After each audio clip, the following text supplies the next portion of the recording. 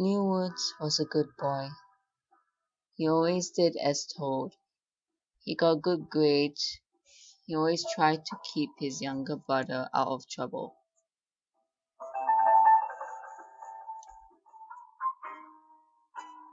And he had this passion for art and poetry.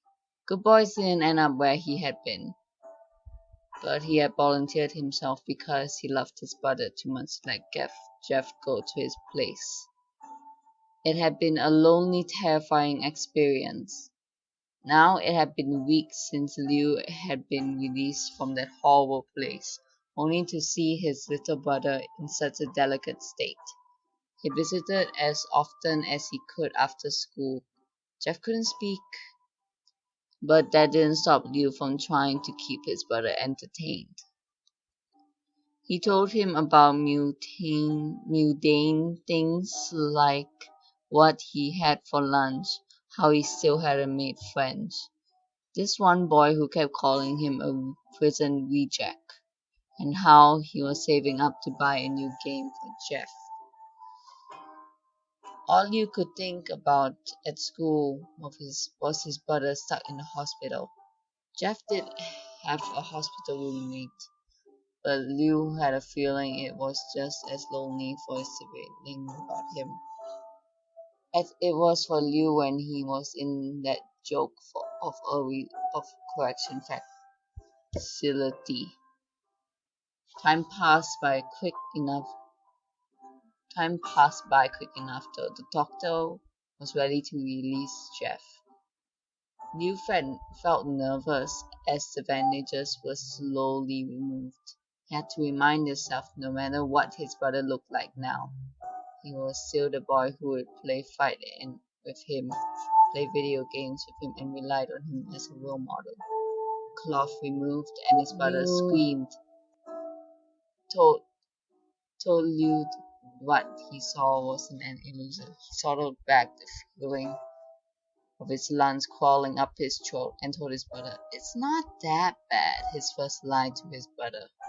Just reply and laughter only makes the teenager's hands stand up on his neck. That night, Liu fell asleep after some thought. He was sure he had already gotten used to Jeff's face. He was still his brother after all, no matter what he looked like. He woke up to the sound of a thud. There was a gut feeling in his stomach, informing him something wasn't right, but he ignored it and tried to go back to sleep. There was no success in calming himself, and he looked up again. A hand roughly covered his mouth, making him slash out, until Liu was pushed over onto his bed, his ass lion pinning him down. Some kind of liquid hit his forehead, and he realized two things. The person above him was Jeff, and he was bleeding from fleshly made bulges in his cheeks. Kitchen mice reflected in dim moonlight, coming from the window as Liu dressed, trying to scream under the hand. Shh. His younger sibling cooed softly, like a mother talking to a newborn. Go to sleep. The pain of the knife digging into his chest slightly was painful. The cut that followed on his abdomen was the worst kind of pain the boy had ever felt. Not even the time Liu had cut himself deeply with the knife compared to the burning sob pain. The blade slid across his belly, increasing the pain and blood pooling over onto his sheets. Jeff seemed to have given up keeping him silent, moving his other hand to Liu's abdomen. The older boy was still screaming his head off as his lieutenant stuck his head inside the incision and gripped at something inside. My organs! Liu thought in horror as the world blurred and finally went dark. He wasn't sure if he had heard Jeff say "Good night, big brother" or not before passing out. Liu's eyes fluttered, his thoughts too scattered to form anything coherent. He's good. Oh good, he's awake. A female voice.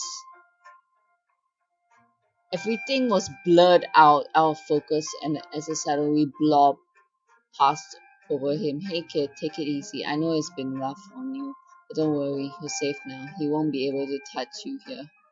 He You took a moment to process the word. He? Who? Who's he? Where am I? Oh god, that hurts. Calm down, kid. You're only going to drive the heart monitor crazy. A soft pressure gripped his hand, and Liu closed his eyes, trying to relax. I'll tell the doctor to up your dosage. You're a lucky kid. That psycho bastard has already killed quite a few people. He looks like a demon or something from the police sketches. Wouldn't want to run into him in an alley at night. Liu frowned. He alright, Jeff, his brother, had said goodnight to him after finally coming home, and then wait, did she just call his brother a demon? His eyes snapped wide open. It was only now he noticed the loud, rapid beeping noise of the heart monitor he caught sight of the nurse by his bedside. He wasn't even realized that he started to sit up until he pushed him down lightly. His eyes strayed to a tools on his side. A voice insisted. Wow, you're really rowdy. Please try and calm down before I have to get the... She didn't get to finish as Liu grabbed the scissors from her tray, jabbing it into her eye. Shut up, he said slowly. Shut up, shut up. His voice picked up as he pulled back, stabbing her again to a lullaby of her screams. And again, a fourth time, she lost track after she had already fallen to the ground, her good eye staring up at him blankly, and hands covered in blood. Dead. Get out of here. Liu didn't think twice. He got up, stumbling his way to the chair that had fresh clothes on it. There was a little card that said, Get well soon, Billy. He threw it aside and quickly got dressed, hissing in pain when he tried to bend the wrong way on his stitches. One look in the mirror revealed his body was littered with stitches. Those are new? He thought as he finished pulling on his shirt on, and walked back to the corpse. You're so goddamn annoying, and my brother is not a bastard or a demon. I beg to differ, but whatever. The voice was ignored as shoved,